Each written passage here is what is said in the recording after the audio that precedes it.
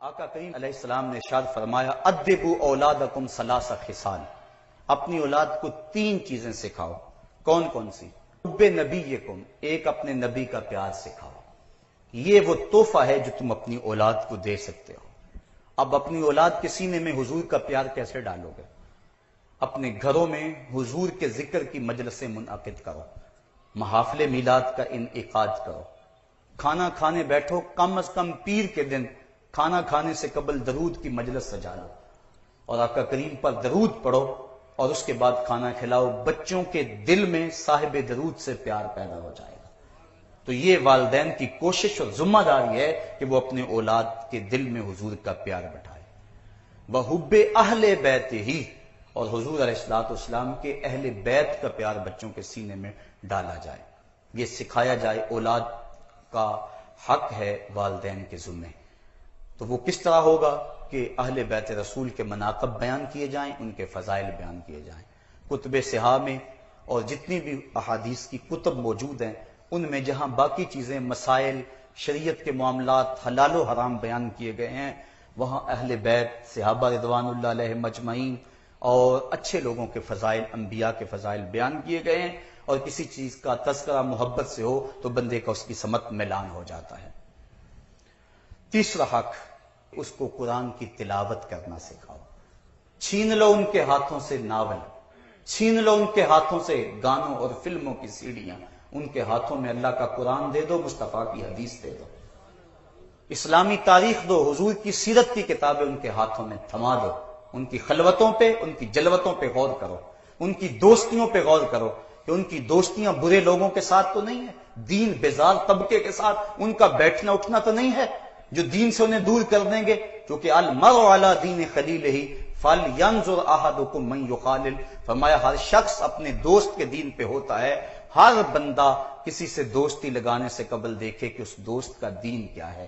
تو اپنے بچوں کی دوستیوں پہ نظر رکھو اور اچھے لوگوں کی صحبت میں بٹھاؤ، بالخصوص جو باعمل علماء ہیں، اگر ان کی صحبت مل جائے تو وہ کبریت احمر یعنی سرخ گندک کی طرح ہے۔ ان کی صحبت میں تمہاری اولاد بیٹھے گی تو دین کا رنگ چڑھے گا اور وہ اللہ اس کے رسول کے مطیع اور فرما بردار ہوں گے، تمہارے بھی فرما بردار ہوں گے۔ اس لیے فرمایا اپنی اولاد کو قرآن مجید کی تلاوت سکھاؤ، یہ وہ تحفہ ہے جو تم اپنی اولاد کو دے کے جا سکتے ہو۔ اور اگر تم نے اپنی اولاد کو یہ نہیں دیا تو کیا دیا؟ حضور علیہ السلام نے ارشاد فرمایا کہ اپنی اولاد کو ادب کی ایک بات سکھانا 1 سا یعنی 4.5 سیر غلہ اللہ کی راہ میں خیرات کرنے سے زیادہ فضیلت والی بات ہے۔ نوافل کے اندر مشغول ہونے سے بہتر یہ ہے کہ اولاد کی اچھی تربیت کی جائے، اولاد کی اچھی تربیت کرنا یہ زیادہ بہتر ہے۔ اور کل قیامت کے دن اولاد کے بارے میں بندے سے پوچھا جائے گا۔ یہاں فرمایا گیا قوا انفسکم واہلیکم نارا، خود بھی اور اپنے اہل خانہ کو بھی جہنم کی آگ سے بچا لو۔ کل قیامت کے دن اولاد کے بارے میں والد کو پوچھا جائے گا، والدہ کو پوچھا جائے گا۔ اور اس حوالے سے ایک اور اہم بات ہے، اور وہ یہ کہ والد اور والدہ دونوں مل کر بچے کی تربیت کو ادا کرتے ہیں، اس کی تربیت میں حصہ لیتے ہیں، لیکن سب سے زیادہ حصہ بچے کی تربیت کے اندر ماں کا ہے۔ اگر ماں بچے کی تربیت نہ کرنا چاہے تو باپ جو مرضی کرے تو کبھی بھی بچے کی تربیت نہیں ہو سکتی۔ اس لیے ماں کا حق ہے کہ وہ اپنے بچے کی تربیت کے اندر بہت سارا حصہ لے، اس کو اپنے پاس بٹھائے، وقت دے۔ ہم بچے کو سکول بھیج دیا، سکول سے آیا تو ٹیوشن بھیج دیا، اس کے بعد ٹی وی پہ بیٹھ گئے، خرابی ہوگی۔ بچوں کو نہ باپ نے ٹائم دیا نہ ماں نے ٹائم دیا، اور بعد میں بچے بڑے ہو کر ماں باپ کے قریب نہیں ہوتے، ماں باپ بیماری میں تڑپ بھی رہے ہوں، بچے آ کے دوائی لے دینا یہ اپنا فرض سمجھتے ہیں، ان کے پاس بیٹھنا اپنا فرض نہیں سمجھتے ہیں اور وہ اپنے کاموں میں مشغول ہو جاتے ہیں۔ تو اپنی اولاد کو آج وقت دیں، کل تمہاری اولاد تمہیں وقت دے گی۔ اور اپنی اولاد کو دین کی طرف راغب کریں۔ جب بچوں کی بغلوں میں بال اگنے لگے تو ان کو کہو کہ ان کو کھینچنا ہے، موڑنا نہیں۔ عموماً اس وقت پتہ چلتا ہے جب بندہ موڑ چکا ہو، جبکہ حدیث کے اندر نتف الابط کے لفظ ہیں کہ بال کھینچنا جو ہے وہ مسنون ہے، اور کھینچنے سے چند بار کھینچنے سے یہ بال ویسے ہی جو ہے وہ ختم ہو جاتے ہیں۔ تو ان کو ترغیب دیں۔ جب بچے کی داڑھی کا خط آنے لگے تو اسے ترغیب دیں کہ یہ اللہ کے رسول کی سنت ہے، اس کا قتل نہیں کرنا۔ وہ بدقسمت مائیں ہیں جو بیٹوں کو کہتے ہیں کہ بیٹا ابھی تیری عمر داڑھی کی نہیں ہے، اگر داڑھی کی عمر نہیں ہے تو آئی کیسے ہے، بلکہ بیٹے کو ترغیب دے، اس کو سنت امامہ سجانے کا کہے، اس کی پیشانی چوم کر جو ہے کہے کہ بیٹا تیرا یہ حلیہ مجھے بھی پسند ہے، اللہ اور اس کے رسول کو بھی پسند ہے، تو پھر حالات کا جبر، زمانے کی تند و تیز ہوائیں بچے کے لیے مسئلہ نہیں بنے گا۔ اس لیے اپنے بچے کی تربیت اس انداز سے کریں۔ ماں اگر بچے کی تربیت میں عملی طور پہ جو ہے وہ جہد مسلسل کرے گی اور کوشش بلیغ کرے گی اور اپنے عمل اور کردار کو پیش کرے گی تو پھر بیٹا بہترین انسان بن کے دنیا کے سامنے آئے گا۔ آپ کائنات کے اندر جتنے بھی اچھے لوگ دیکھتے ہیں ان کے پیچھے ان کی ماؤں کا ہاتھ ہے۔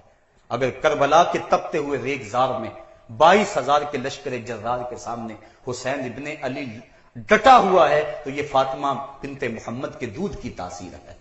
مائی راستی ماں ہو تو بیٹا فرید الدین گنج شکر ہوتا ہے، مائی ام الخیر ہو تو بیٹا غوث اعظم شیخ عبد القادر جیلانی ہوتا ہے۔ ماں بیٹے کو درہم سیدھ رہی ہے اس کی آستین میں اور ساتھ تاکید کر رہی ہے کہ بیٹا جھوٹ نہیں بولنا، اور پھر دنیا نے دیکھا کہ کتنے ڈاکوؤں کو توبہ کی توفیق نصیب ہوئی، یہ ماں کی تربیت کا اثر ہے۔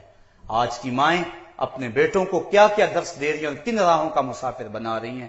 ایک وہ مائیں تھی جو اپنے بیٹے کو دولہے کی طرح سجا کر رزم گاہ جہاد میں بھیجا کرتی تھی۔ حضرت ام عمارہ کی اس کہانی کو کون بھول سکتا ہے جب ان کے بیٹے حضرت حبیب بن زید مسیلمہ کذاب کے مقابلے میں آئے اور مسیلمہ کذاب کے سپاہیوں نے پکڑ کے مسیلمہ کذاب کے سامنے حضرت حبیب بن زید کو رکھا، بڑے خوبصورت تھے۔ مسیلمہ نے کہا ایک بار کہہ دو کہ میں اللہ کا رسول ہوں، میں تمہیں چھوڑ دوں گا۔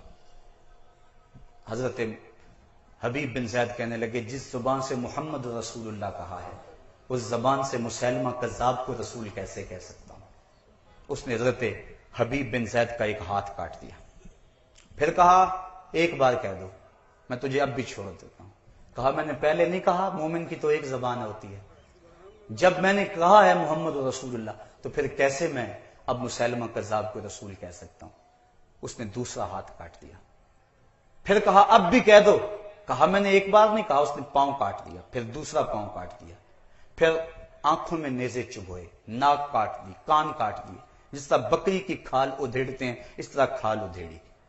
جب حضرت حبیب بن زید شہید ہو گئے، یہ بڑی دردناک کہانی تھی ان کی شہادت کی، کسی نے ان کی ماں ام عمارہ کو آ کے بتایا، کہا تیرے بیٹے کو اس دردناک انداز میں شہید کیا گیا، پہلے ہاتھ کاٹے گئے، پھر پاؤں کاٹے گئے، پھر نیزے چبھوئے گئے آنکھوں میں، کان کاٹے، ناک کاٹا، بکری کی طرح کھال ادھیڑی، دھوپ میں تڑپنے کے لیے چھوڑا، تو اس طرح تیرے بیٹے کو شہید کیا گیا۔ حضرت ام عمارہ کے چہرے پہ تمانیت کا نور جھلکنے لگا اور کہنے لگے لحاظ الیوم ارداتہ، میں نے اسی دن کے لیے تو اپنے بیٹے کو دودھ پلایا تھا، آج مجھے پتا چل گیا کہ میرا بیٹا جو ہے وہ بامراد اور کامیاب ہوا ہے، مجھے اپنے دودھ کی تاثیر کا علم ہو گیا۔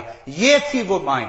میں رات امام شافعی کا تذکرہ پڑھ رہا تھا، حضرت امام شافعی کی ماں نے جب علم حدیث سیکھنے کے لیے مکے سے اپنے بیٹے کو روانہ کیا، 2 یمنی چادریں تھی، بیٹے کو کہا بیٹا لے جاؤ اور جا کے اس کو بیچ لینا اور گزر اوقات کر لینا، شہر میں آ کر پڑھنے والے بھول گئے ہیں کس کی ماں نے کتنا زیور بیچا ہے۔ وہ 2 چادریں دے دی۔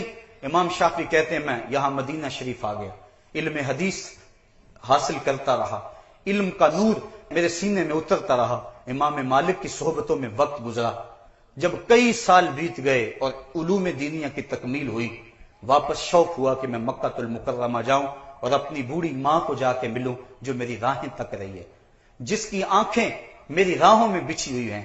کہتے جب میں نکلا تو لوگوں نے مجھے بڑے ہدایا دیے، یہاں تک کہ کئی اونٹ کپڑوں سے بھر گئے، کئی اونٹوں پر غلہ لد گیا، کئی اونٹوں پہ اشرفیاں تھیں، اور میں پوری شان کے ساتھ مکہ المکرمہ کی طرف روانہ ہوں۔ جب میں مکہ کے قریب آیا، جوں میری سواری مکہ المکرمہ کے قریب آتی چلی جا رہی ہے، دل کی دھڑکن تیز ہوتی چلی جا رہی ہے۔ بوڑھی ماں میرا کیسے انتظار کر رہی ہوگی اور زندگی کے کتنے سال میری ماں نے میری جدائی میں کاٹے ہیں، میں ماں سے ملوں گا کیا عالم ہوگا۔ امام شافعی کہتے ہیں جب میں ابھی شہر مکہ سے باہر ہی تھا، دیکھا کہ میری ماں، میری خالہ اور 10-12 عورتیں مکے سے باہر میرے استقبال کے لیے کھڑی ہیں۔ جب میں نے ماں کو دیکھا فوراً میں نے چھلانگ لگائی اونٹ سے اور نیچے اترا، ماں کی قدم بوسی کی۔ ماں نے مجھے اپنی باہوں میں لے لیا، سر سے لے کر پاؤں تک مجھے چوما، میرے بدن کے اوپر ہاتھ پھیرا، اور پھر اس کے بعد میری خالہ نے مجھے پیار کیا۔ میری ماں ایک سمت ایک ریت کے ٹیلے پہ بیٹھ گئی، مجھے اپنی ماں کے چہرے پہ افسردگی نظر آئی۔ میں نے کہا امی کیا بات ہے کہ تمہارے چہرے پہ افسردگی ہے؟ میری ماں کہنے لگی بیٹا شافی، میں نے جب تجھے گھر سے رخصت کیا تھا تو 2 یمنی چادریں کل اثاثہ تھی میرا، میں نے وہ تجھے دیا تھا، میرا خیال تھا تو اللہ کے رسول کی حدیث کا نور لے کے سینے میں واپس پلٹے گا۔ میں یہ کیا اونٹ دیکھ رہی ہوں جس کے اوپر غلہ لدا ہوا ہے، جس کے اوپر پاس لدے ہوئے ہیں، جس کے اوپر جو ہے وہ اشرفیاں لدی ہوئی ہیں؟ میں نے تجھے دنیا دار بنانے کے لیے تو نہیں بھیجا تھا، میں نے تجھے محمد عربی کا غلام بنانے کے لیے بھیجا تھا۔ امام شافعی کہتے ہیں جب میں نے اپنی ماں کی یہ تڑپ دیکھی، میں نے کہا امی بتاؤ میں کیا کروں؟ کہا جو بھوکے ہیں انہیں غلہ دے دو، جو ننگے ہیں انہیں کپڑے دے دو، جو پیادہ ہیں انہیں سواریاں دے دو۔ کہتے میں نے وہیں کھڑے کھڑے سب کچھ لٹا دیا۔ اس کے بعد میں ماں کے ساتھ چل دیا، راستے میں میرا کوڑا گرا، ایک لونڈی نے اٹھا کے مجھے دیا، میری جیب میں صرف 15 درہم رہ گئے تھے، میں نے 5 درہم اس کو دیے۔ میری ماں نے کہا شافی اب بھی تیرے پاس پیسے موجود ہیں؟ میں نے کہا امی 15 درہم، میں کہا دے دو، میں نے وہ 15 درہم اس کو دے دیے۔ امام شافعی فرماتے ہیں کہ جب میں جا کے اس جھونپڑے میں پہنچا جس جھونپڑے سے میں 2 یمنی چادریں لے کے رخصت ہوا تھا، تو میری ماں نے ان ریت کے ذروں پہ پیشانی رکھ دی، کہا اے اللہ میں نے اپنے بیٹے شافی کو تیرے دین کے لیے وقف کیا تھا، میرے پاس 2 چادریں میری زندگی کا کل سرمایہ اور اثاثہ تھا، بیوہ عورت کے پاس یہی کل کائنات تھی، میں نے تیری راہ میں لٹا دی۔ اے اللہ اب شافی پلٹا ہے تو اس کے پاس کوئی چیز موجود نہیں ہے، ہاں تیرے محبوب کی حدیث کا نور اس کے سینے کے اندر بھرا ہوا ہے۔ اے اللہ اس شافی کو قبول کر لے اور اس کو دین کی خدمت کی توفیق عطا کر دے۔ امام شافعی کہتے ہیں میں جو کچھ بھی ہوں ماں کی دعاؤں کا روت ہوں، میری زندگی تیرے پیار کا انعام ہی تو ہے۔ تو صاحبو وہ لوگ جنہوں نے اپنی زندگی کے شب و روز ان راہوں پہ گزارے اور اپنی اولاد کی اچھی تربیت کی، وہی لوگ کامیاب اور بامراد ہیں۔ آؤ اپنی اولاد سے ہمدردی یہ ہے کہ انہیں جہنم کے شعلوں سے بچایا جائے۔ اولاد کے لیے ماں باپ کیا نہیں کرتے، سب کچھ بیچ ڈال دیتے ہیں کہ اس کا مستقبل ٹھیک ہو جائے، یہ ڈاکٹر بن جائے، یہ انجینئر بن جائے، اپنے سارے اثاثے بیچ دیتے ہیں تاکہ اس کا مستقبل ٹھیک ہو جائے۔ کس مستقبل کی بات کر رہے ہو جو 10 15 20 سال کا ہے؟ 45 سال تو ایوریج زندگی ماہرین نے نکالی ہے، 50 سال لگا لو، 30 سال تک پڑھتے پڑھتے گزر گئی، باقی 20 سال بچے، اس کو مستقبل کہہ رہے ہو، اور اس کے لیے سب کچھ بیچ دیا، سب کچھ لٹا دیا اس مستقبل کے لیے۔ تو جو مستقبل نہ ختم ہونے والا ہے، جس مستقبل کی کوئی نقطہ انجام جس کا نہیں ہے، تو اس کے لیے بھی اپنی اولاد کو کیا تم نے کچھ دیا؟ اس کو نیکی کی راہوں پہ ڈالا؟ کیا وہ اولاد اگر حرام کماتی ہے تو جہنم کی آگ میں نہیں جلے گی؟ اگر نماز چھوڑتی ہے تو اللہ کے قہر و غضب کی وہ اولاد مستحق نہیں ہوگی؟ تو اپنی اولاد کے اصلی مستقبل کے لیے تگ و تاز کرو اور اپنی اولاد کو دین کی راہوں پہ ڈالو، ان کی انگلی پکڑ کے انہیں مسجد کا گھر دکھاؤ، اپنے گھروں میں مصلی بچھاؤ، سحری کے وقت اٹھ کے نوافل پڑھو، تاکہ تمہاری اولاد کو تمہیں دیکھ دیکھ کے دین کی راہیں ملیں اور وہ دین کی سمت آ جائیں، ان کی زندگی کے اندر قرآن کا نور آ جائے، ان کی زندگی کے اندر اسلام کی بہاریں آ جائیں۔ وہ مائیں جو اپنی اولادوں کی تربیت دین کے مطابق کرتی تھی، آج ان ماؤں کے نام ہی روشن ہیں، ماؤں کے نام ہی زندہ ہیں، اور جنہوں نے اپنی اولادوں کو خوبصورتی میں دیکھنا تو چاہا لیکن ان کو دین نہ دیا، تو مرنے کے بعد وہ بیٹے تو ان کے لیے ہاتھ دعا کا بھی نہیں اٹھا سکتے ہیں۔ آئیے میں اور آپ اپنی اولادوں کو دین کا مسافر بنائیں، یہی کامیابی ہے، یہی بامرادی ہے۔ اللہ مجھے آپ کو اپنی راہوں